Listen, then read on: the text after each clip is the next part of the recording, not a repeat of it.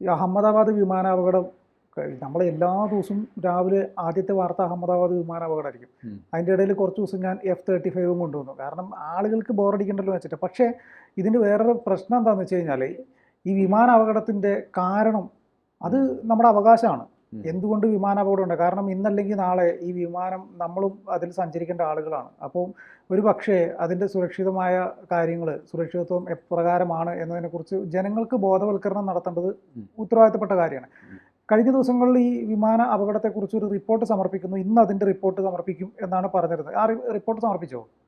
ആ റിപ്പോർട്ടിൻ്റെ ഉള്ളടക്കത്തെക്കുറിച്ച് ഇപ്പോഴും ഔദ്യോഗികമായ ഒരു വിവരമില്ല. അടിപൊളി. പക്ഷേ വാൾ സ്ട്രീറ്റ് ജേണൽ, അമേരിക്കയിൽ നിന്ന് പ്രസിദ്ധീകരിക്കുന്ന വാൾ സ്ട്രീറ്റ് ജേണൽ ഒരു വാർത്ത പ്രസിദ്ധീകരിച്ചു. അവർക്ക് അതിൻ്റെ സോഴ്സ് ഉണ്ട്. കാരണം ബോയിങ് എന്ന് പറയുന്നത് അമേരിക്കൻ അന്വേഷണ ഏജൻസിയിൽ അവരുടെ ഉണ്ട്. അതേപോലെ തന്നെ വിമാനത്തിൻ്റെ എഞ്ചിൻ നിർമ്മിച്ചത് GE എന്ന് പറയുന്ന കമ്പനിയാണ്. അതും അമേരിക്കൻ കമ്പനിയാണ്.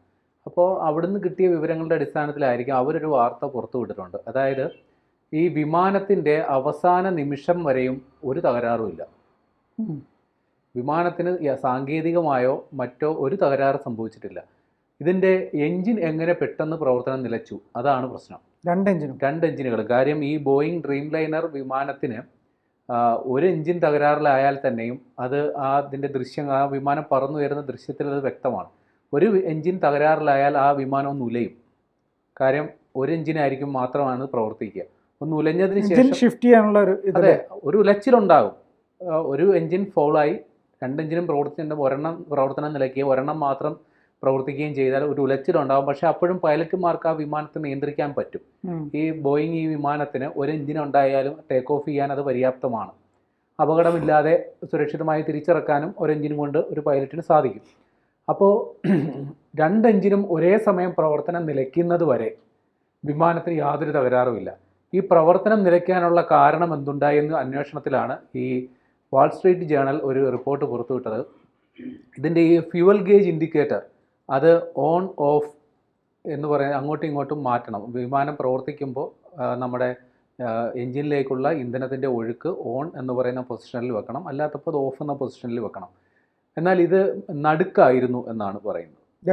രണ്ടും അല്ലാത്ത രീതിയിലായി നിൽക്കുന്നു. അതായത് ഇതിൻ്റെ വിമാനത്തിൻ്റെ എഞ്ചിനിലോട്ടുള്ള ഇന്ധനം കൃത്യമായി എത്തിയിട്ടില്ല എന്ന തരത്തിലുള്ള റിപ്പോർട്ടുകളാണ് വാൾ സ്ട്രീറ്റ് ജേണൽ പുറത്തു വിട്ടേക്കുന്നത്.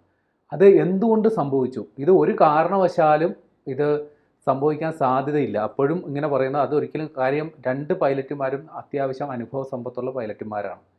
അവർക്ക് കാര്യം ഇത് അടിസ്ഥാനപരമായി ചെയ്യുന്നൊരു കാര്യമാണ്. വിമാനം അത് പ്രവർത്തിപ്പിക്കുന്നതിന് മുമ്പ് തന്നെ അതിൻ്റെ ഫ്യൂവൽ ഗേജ് ഓൺ എന്ന് പറയുന്ന പൊസിഷനിൽ എത്തിച്ചതിന് ശേഷം മാത്രമേ സാധാരണഗതിയിൽ ഒരു പൈലറ്റ് ഒരു വിമാനം പറന്നുയരാനായിട്ടുള്ള കാര്യങ്ങളിലേക്ക് കടക്കുകയുള്ളൂ.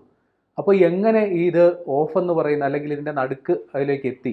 അത് ഒരു അബദ്ധവശാൽ സംഭവിച്ചതാണോ ബോധപൂർവം ചെയ്തതാണോ എന്നുള്ള കാര്യത്തിൽ ആണ് കൃത്യത വരേണ്ടത്. ഏതാണ്ട് 30 സെക്കൻഡ് കൊണ്ടാണ് ഈ അപകടം ഉണ്ടായത്. ഏതാണ്ട് പറന്നുയർന്ന് 15ാമത്തെ സെക്കൻഡിലാണ് ഇവർ ഈ മെയ്ഡേ സന്ദേശം, അതായത് വിമാനത്തിൻ്റെ എഞ്ചിൻ പ്രവർത്തനം നിലച്ചു എന്നുള്ള സന്ദേശം കൊടുക്കുന്നു.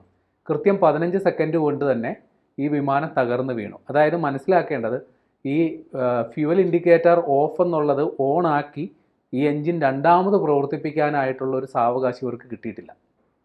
ഇത് ഈ പറയുന്ന ഫ്യൂവൽ ഗേജ് പൂർവ്വസ്ഥിതിയിലാക്കി വിമാനത്തിൻ്റെ എഞ്ചിൻ പ്രവർത്തനക്ഷമമാക്കണമെങ്കിൽ അത്യാവശ്യം സമയം വേണം. ആ സമയം ഇവർക്ക് ലഭിച്ചിട്ടില്ല.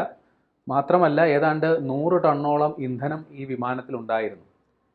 അപ്പോൾ ഇത്രയും വലിയൊരു അതായത് 625 അടി മാത്രം ഉയർന്നു പൊങ്ങിയ ഒരു വിമാനം താഴെ വീഴുമ്പോൾ ഈ ഇത്രയും ഭാരിച്ച ഇന്ധനം അതിലുണ്ടായിരുന്നത് ചെറിയൊരു സ്പാർക്ക് മതി അത് വലിയൊരു തീഗോളമായി മാറി. അതാണ് ഈ അപകടത്തിൻ്റെ കാരണം. അതുമാത്രമല്ല ഈ അന്വേഷണ റിപ്പോർട്ടിൽ, അതായത് ഇന്ത്യയുടെ എയർ ആക്സിഡൻറ്റ് ഇൻവെസ്റ്റിഗേഷൻ ബ്യൂറോയാണ് ഈ അന്വേഷണത്തെ നയിക്കുന്നത്. അമേരിക്കയിൽ നിന്നുള്ള നാഷണൽ ട്രാൻസ്പോർട്ടേഷൻ സേഫ്റ്റി ബോർഡ് അവർ ഈ അന്വേഷണത്തെ സഹായിക്കുന്നുമുണ്ട്. അപ്പോൾ ഇവരുടെ കണ്ടെത്തലുകളിൽ ചില സംഗതികൾ കൂടിയുണ്ട്.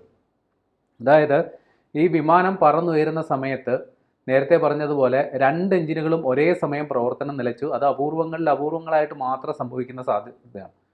ഒരു എഞ്ചിനാണ് ആദ്യം തകരാറിലായതെങ്കിൽ ഈ വിമാനത്തിന് ഒരു ഉലച്ചിലുണ്ടാകും. അതുണ്ടായിട്ടില്ല. രണ്ടും ഒരേ സമയം തന്നെ പ്രവർത്തനം നിലച്ചു. അങ്ങനെ വന്നു കഴിയുമ്പോൾ ഒരു പൈലറ്റിനും തന്നെ ആ വിമാനത്തെ രക്ഷിച്ചെടുക്കാൻ സാധിക്കില്ല. ഒരു നരകതുല്യമായ സാഹചര്യമായിരിക്കും അപ്പോൾ ഉണ്ടാകുന്നത്. കാര്യം ഏതെങ്കിലും ഒരു എഞ്ചിനെങ്കിലും പ്രവർത്തിക്കുന്നെങ്കിൽ മാത്രമേ ആ ഒരു പൈലറ്റിന് എന്തെങ്കിലും ഒന്ന് ചെയ്യാൻ പറ്റുള്ളൂ. നമ്മളൊക്കെ ടൂ വീലർ ഓടിക്കുന്ന സമയത്ത് അതെ, ഈ മറ്റേ പെട്രോൾ ടാങ്കിന്റെ താഴെ ഒരു നോബ് ഉണ്ടാവുമല്ലോ, അതെ. അത് ഓഫ് ഓൺ ആക്കി വെക്കുമല്ലോ, അതുപോലെ ഇതിനും ഉണ്ടാവും. പക്ഷെ അതിനകത്തൊരു സംശയം വരുന്നത് വെച്ച് കഴിഞ്ഞാൽ ഇത് ഓഫ് ആയിരുന്നുവെങ്കിൽ ഒരു പക്ഷെ ഇവര് റണ്ണിങ്ങിലായിരിക്കും ചിലപ്പോൾ ഓഫ് ആകാനുള്ള സാധ്യത ഉണ്ടാവുമോ? എങ്ങനെ, അല്ലെങ്കിൽ അതായത് എഞ്ചിൻ വർക്ക് ചെയ്യൂലല്ലോ. അല്ല, ഇത് അങ്ങനെ വരാനുള്ള അതെങ്ങനെ സംഭവിച്ചു എന്നുള്ളത് ഇപ്പോഴും ദുരൂഹമാണ്.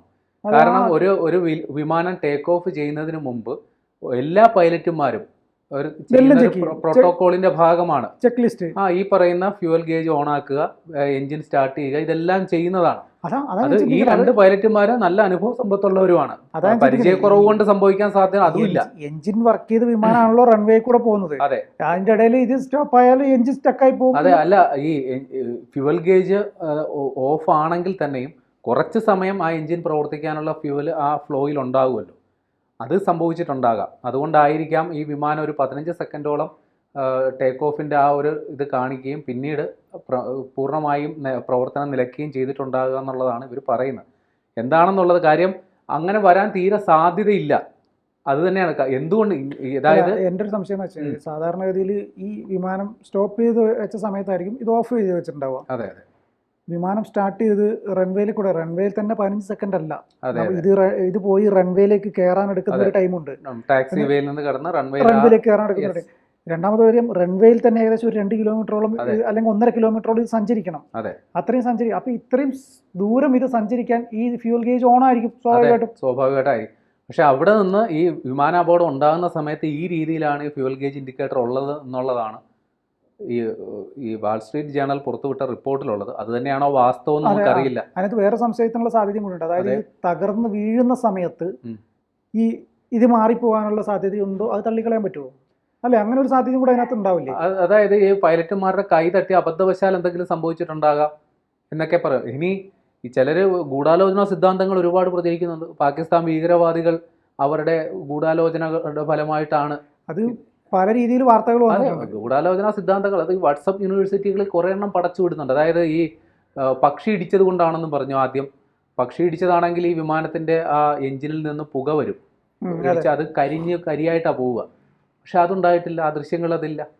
അപ്പോൾ എന്തുകൊണ്ട് ഈ വിമാനം പ്രവർത്തനം നിലച്ചു എന്നുള്ളത്, അതായത് ആദ്യമേ ഒരു സാധനം വന്നു, അതായത് ഈ വിമാനത്തിന്റെ ഇന്ധനത്തിൽ കരടുണ്ടായിരുന്നു എന്ന തരത്തിൽ. അത് വരാനുള്ള സാധ്യത തീരെയില്ല. കാരണം അതായത് പരമാവധി പ്യൂരിഫൈ ചെയ്ത രീതിയിലാണ് ഒരു വിമാന ഇന്ധനം വരുന്നത് തന്നെ.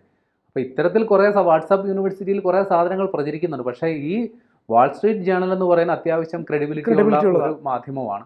അവരൊരു വാർത്ത ഇത്തരത്തിൽ പുറത്തു വിടണമെങ്കിൽ കാര്യമായ എന്തോ അവർക്ക് തടഞ്ഞിട്ടുണ്ട്. ഈ പറയുന്ന ശരിക്കും പറഞ്ഞു കഴിഞ്ഞാൽ ഇത് എത്രയും പെട്ടെന്ന് ഇതെന്താണ് എന്ന് തെളിയിക്കേണ്ട ബാധ്യത ഇവർക്കുണ്ട്. ആ റിപ്പോർട്ട് ഏതായാലും 3 മാസത്തോളം എടുക്കും അന്തിമ റിപ്പോർട്ട് എന്ന് പറയുന്നുണ്ട്. കഴിഞ്ഞ ദിവസം മന്ത്രി തന്നെ അങ്ങനെ പറഞ്ഞിട്ട്. പക്ഷേ ഈ റിപ്പോർട്ട് വരുന്നത് വരെ ഈ വാട്സപ്പ് യൂണിവേഴ്സിറ്റിയിൽ പല കഥകൾ വരും. പക്ഷേ ഈ കഥ നമുക്ക് അങ്ങനെ തള്ളിക്കളയാനൊക്കില്ല. ഇതിന് അത്യാവശ്യം പറഞ്ഞതുപോലെ ആ ഒരു മാധ്യമത്തിന് ക്രെഡിബിലിറ്റി ഉണ്ട്. അത് പിന്നെ ബോയിങ് എന്ന് പറയുന്ന അധികൃതർ ഈ അന്വേഷണത്തിന്റെ ഭാഗമായി. പക്ഷേ രസം എന്താ വെച്ചാൽ ഈ വാർത്തയെക്കുറിച്ചുള്ള പ്രതികരണം പലരും ഈ ബോയിങ്ങിനോടും ജിയോടും തേടിയപ്പോൾ അവർ പിന്നീട് പ്രതികരിക്കാൻ തയ്യാറായിട്ടില്ല.